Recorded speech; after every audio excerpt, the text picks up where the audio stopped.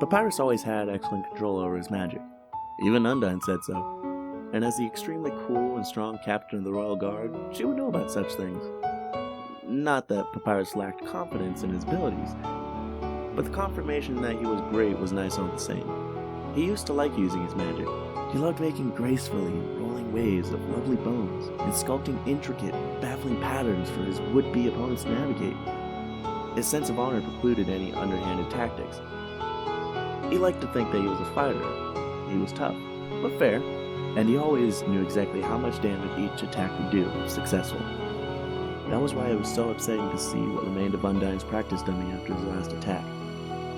Bits of musty old stuffing floating through the air around him like snow. Splinters of wood and bits of burlap were embedded in the cavern wall. "Oh no!" he muttered to himself, raising hand to his mouth in alarm. "Oh yes!" Undine hooted and clapped at his side. "I'm sorry, Undine. Papyrus said as he was swept up into a crushing bear hug. I'll get you a new one." Undine spun wildly, making Papyrus dizzy despite the lack of an inner ear. Who cares about the dummy? That was hardcore! Papyrus braced himself for the suplex he knew was coming, but Undine merely set him decisively back on his feet and effectually headbutted him. Whoa! Whoa! I sure did some property damage, alright. Papyrus rubbed at his forehead. She'd restrained herself. It would only ache for a couple of hours. Hell yeah, you did! Undine jogged over to a wreckage that had been, until a couple minutes ago, her outdoor training stall. She ran her hands over the crack in the wall, exclaiming how deep it was. Bits of stuffing and rock dust settled in her ponytail and stuck to her gills. She coughed to dislodge them. Man, that dummy got wrecked! Guilt-ridden and disturbed at what he'd done, Papyrus moved to start cleaning up. Undine was of the opinion that bigger was better pretty much all the time. Some things, like parties and spaghetti recipes, she was absolutely spot on about.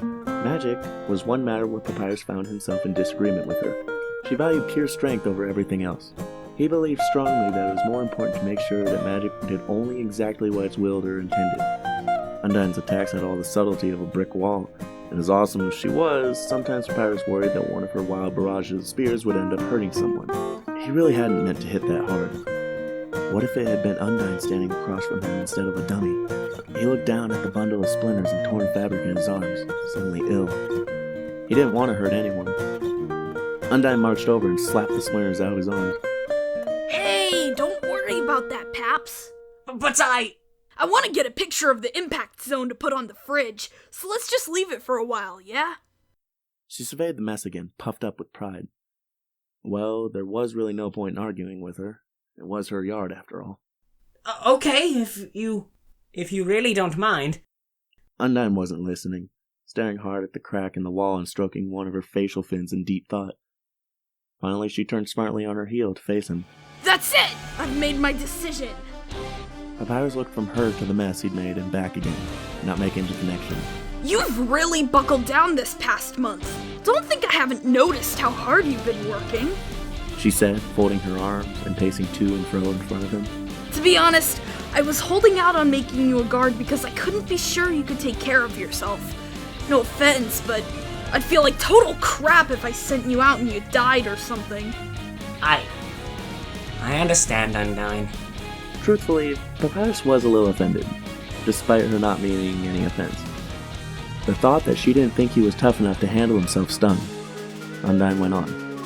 But you've really proven how serious you are about this, Papyrus. After seeing the burning, righteous passion you showed me today, I feel like it just isn't right for me to deny your dream anymore. You've got the right stuff.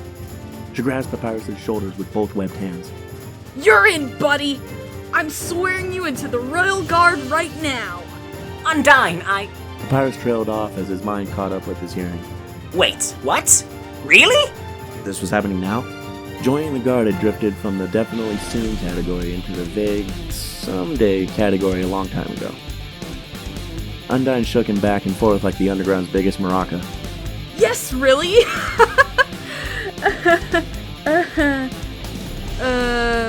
You can start screaming and jumping up and down anytime, Paps. Papyrus said, shaking her off as politely as possible.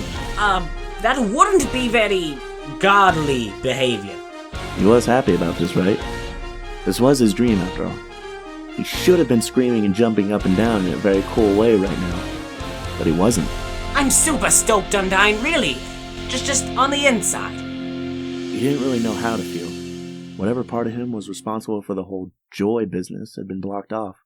Mm-hmm. The cool facade that hides the tempest in your soul. I can respect that, just don't get too stoic and brooding. She said, stabbing a finger at him. That's my style. The great Papyrus will never bite his friend's style, Undyne, sir. Oh, that might not go over well. No, ma'am. Nope, that was even worse. Commander? Come on, you could just keep calling me Undyne. So, you ready to get sworn in or what? Papyrus jumped. You mean we're doing this now? Like, now? Well, yeah. Why wait? Now stand up straight, soldier. This shit's serious. Papyrus snapped to attention. Undyne's posture didn't change, but something about her manner immediately shifted in a more captainish direction. Stern and commanding. Damn, she was cool.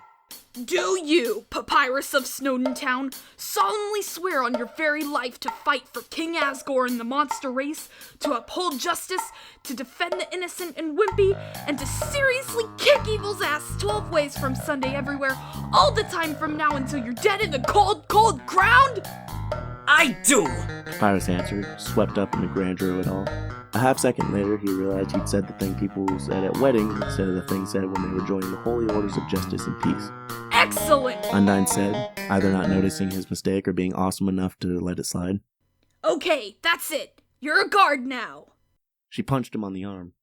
Papyrus had been expecting a little more. But the induction ceremony wasn't important in the face of being a real, actual guardsman. Wowee!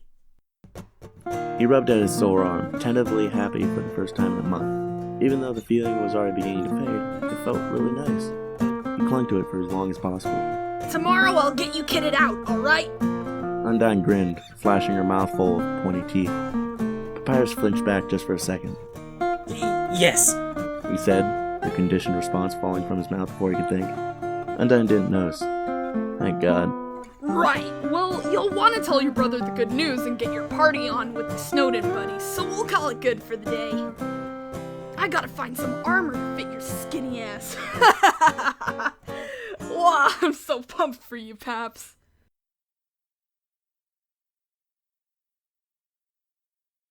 Gah! Papyrus's yell bounced off the low ceiling and close walls. The road from Waterfall to Snowden was all but abandoned in the evenings. There was no one to hear him cry out. Under any other circumstances, he would have been relieved by that, but no monsters had witnessed his loss of composure. Flowey smiled brightly up at him where he'd popped up at Papyrus's feet. Papyrus longed for a crowd. He should have taken the ferry. He should have done anything but take the road alone at night. Why, hey there, bud! Did I scare you? Oh, gee, I'm so sorry. You simply startled me, that's all. Papyrus's hands twitched. The mere sight of Flowey these days left him feeling like he ought to be holding a bone club. I'm not scared of you. It was hard to tell what would upset Flowey, but Papyrus remembered him saying that he didn't want Papyrus to be scared of him. He would do his best to put forth the impression that he wasn't. He was. Oh God, he was. He liked to think himself brave, but the past month had flayed bravery down to bare self-preservation. Flowey smiled wider, Papyrus relaxed by a small fraction. Had been the right answer. I'm glad. How's your training sesh, champ? Anything major happen? Papyrus suspected Flowey knew full well how his practice with Undyne had gone, but he couldn't accuse the flower of spying on him. Good. I'm a god now, so that's good. Oh, that's great news, Papyrus. She changed her mind just like that? Guess I'm a pretty good coach, huh? Yeah. So, mission accomplished. We can go back to normal and chill and talk about neat stuff. Or part ways forever. Papyrus would be more than fine with that, too. Flowey blinked in a near approximation of confusion. Ah, friend, you're more ambitious than that. This is just the beginning of your career. You can do way better than just being a lowly guardsman. He should have known it wouldn't be that easy. Any lingering happiness from his time with Undyne withered away. Flowey hummed tunelessly to himself, thinking. Papyrus stood by and waited patiently. Sometimes Flowey liked to be asked what was on his mind, but sometimes he didn't. Humming was usually a cue that Papyrus should be quiet. I think... Flowey said, once he'd reached the end of his train of thought. I think we should move our special practice to tomorrow night, yeah? You deserve a night off for doing such a good job. Thanks, Flowey. The reprieve was unexpected. Papyrus was grateful for it. You're welcome, friend. You just relax and enjoy yourself tonight, okay? Just don't stay up too late. I want you good and rested up for our new training regimen. Right. Papyrus waited to be dismissed, but Flowey wasn't leaving. Oh, and I sure hope that wasn't a load-bearing wall you put that big honking crack in. Gosh. So he had been spying. Yeah, I don't know how that happened. It kinda got away from me. Nonsense. You're just getting stronger, that's all. Sure impressed little old me. I'm dying too. Oh boy, it's a good thing you two weren't sparring today, or she would have gotten hurt real bad, huh? The word speared Papyrus' worry from earlier and dragged it back to the front of his mind. And that's when Flowey decided to leave, sinking down into the ground to wherever it was he went when he wasn't topside. Papyrus was left alone in the cavern, staring at the small disturbance in the dirt that was the only sign Flowey had been there at all.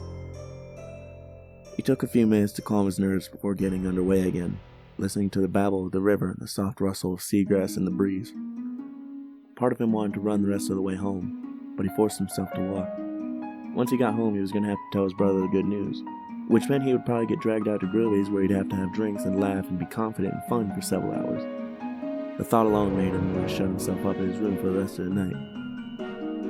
And tomorrow was another day.